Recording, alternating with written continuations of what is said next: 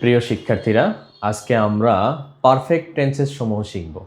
অর্থাৎ টেন্সকে যে মোট 12টা ভাগে ভাগ করা যায়, তার মধ্যে 3টা আছে পারফেক্ট টেন্সেস। অর্থাৎ প্রেজেন্ট পারফেক্ট টেন্স একটা, পাস্ট পারফেক্ট টেন্স একটা, ফিউচার পারফেক্ট টেন্স একটা। তো এইটা শেখানোর জন্য, এটার গঠন শেখানোর জন্য আমি 1 মিনিট সময় নিব, আর বোঝাইয়া দেওয়ার জন্য আর 2 মিনিট 3 মিনিট সময় লাগবে। তাহলে প্রথমে আমরা গঠনটা দেখে আসি। গতানুগতিক আমার যে 2টা ভিডিও আমি করেছি, সেই ভিডিওতে আমি দেখিয়েছি যে টেন্সের গঠনে প্রথমেই থাকে সাবজেক্ট আর শেষে থাকে অবজেক্ট বা এক্সটেনশন। প্রত্যেকটা টেন্সেই সাবজেক্ট প্রথমে থাকে, শেষে অবজেক্ট বা এক্সটেনশন। সাবজেক্ট প্রথমে, শেষে অবজেক্ট বা এক্সটেনশন। শুধু মাঝেরগুলা পরিবর্তন করেই টেন্স মুখস্থ করা যায়। 12টা টেন্স মুখস্থ করতে মোট 12 মিনিট সময়ই লাগে। তো আজকে আমরা এই 3টা টেন্সের গঠন মুখস্থ করতে 1 মিনিট সময় নিব।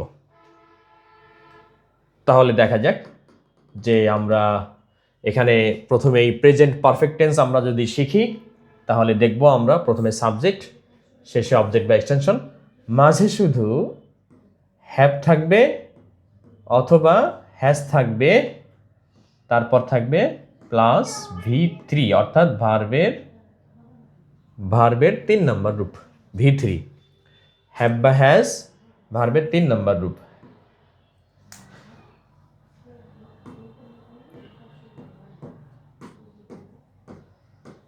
হ্যাভ বা হ্যাজ ভার্বের 3 নম্বর রূপ। ভার্বের 3 নম্বর রূপ বলতে ওই যে বুঝাইলাম গত ভিডিওতে, যে সাধারণত ভার্বের 3টা রূপ আছে বলে ধরে নেওয়া হয়, যদিও আরও আসলে অনেক রূপই আছে, 5-6টা রূপ আছে। তো 1 নম্বর রূপ হলো V1 অর্থাৎ প্রেজেন্ট ইনডেফিনিট, 2 নম্বর হলো পাস্ট ইনডেফিনিট, 3 নম্বর হলো পাস্ট পারফেক্ট। তো এই যে পারফেক্ট রূপ, অর্থাৎ গো যদি ভার্ব হয়, এর V2 হলো ওয়েন্ট, WENT অর্থাৎ পাস্ট টেন্সে ব্যবহার হয় যেটা, আর V3 হলো গন। এই যে এটাকে আমরা 3 নম্বর রূপ বলছি। তো এটা সাবজেক্ট, হ্যাভ বা হ্যাজ, V3, অবজেক্ট বা এক্সটেনশন শেষে। তাহলে পাস্ট পারফেক্টে কি থাকে? এই হ্যাভ বা হ্যাজের পরিবর্তে এখানে থাকে হ্যাড আর V3, যেহেতু পারফেক্ট টেন্স মানে V3। আর ফিউচার পারফেক্ট টেন্সে কি থাকবে? এই V3 থাকবে, তার আগে থাকবে শ্যাল হ্যাভ অথবা থাকবে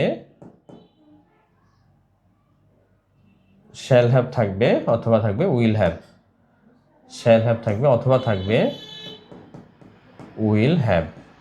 আর ওই যে পারফেক্ট টেন্স হিসেবে V3। তো এই হলো টেন্সের পারফেক্ট টেন্সের গঠন। তো যদি এখন আমরা এক্সাম্পলগুলো দেখি, তাহলে দেখব যে আমি কাজটা করেছি।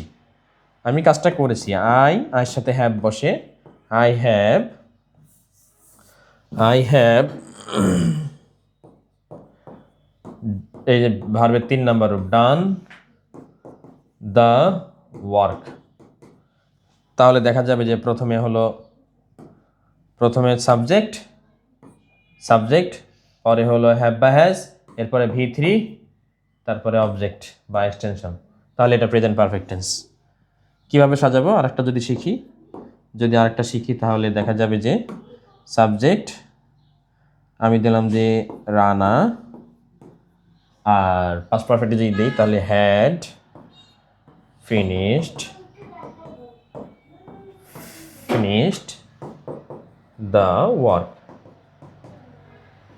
রানা কাজটা শেষ করেছে এখানে। তাহলে রানা সাবজেক্ট, হ্যাড, এরপরে V3। তাহলে এটা হলো পাস্ট পারফেক্ট টেন্স। আর ফিউচার পারফেক্ট টেন্স হলো আমরা কোনো কাজ ভবিষ্যতে করব, এরূপ বোঝালে আমরা এটা ফিরফার করে থাকবো। কোনো কাজ আমরা ভবিষ্যতে করে থাকবো, তাহলে এরূপ বোঝালে আমরা ওইটাকে ফিউচার পারফেক্ট টেন্স বলি। তো যদি আমরা দেখি এটার গঠন, তো আমরা দিলাম রিফোন উইল হ্যাভ। এই যে গঠনের উইল হ্যাভ বা শ্যাল হ্যাভ, তো রিপনের সাথে উইল হ্যাভ, এরপরে V3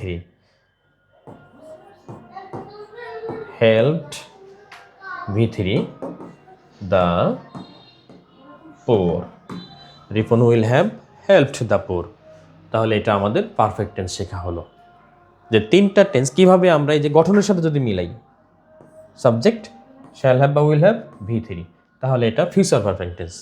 আবার যখন দেখব subject had V3 past perfect tense.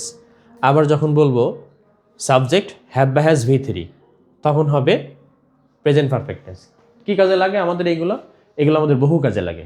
Right form of ভার্বে যদি দেখি আমরা বিভিন্ন রুলস আছে এসবের, যে কী কী থাকলে বাক্যের মধ্যে কোন কোন শব্দ থাকলে প্রেজেন্ট পারফেক্ট টেন্স হয়, কী থাকলে পাস্ট পারফেক্ট টেন্স হয়, কী থাকলে ফিউচার পারফেক্ট টেন্স হয়, এসব সব কিছু নিয়ম রাইট ফর্ম ভার্বের মধ্যে আছে।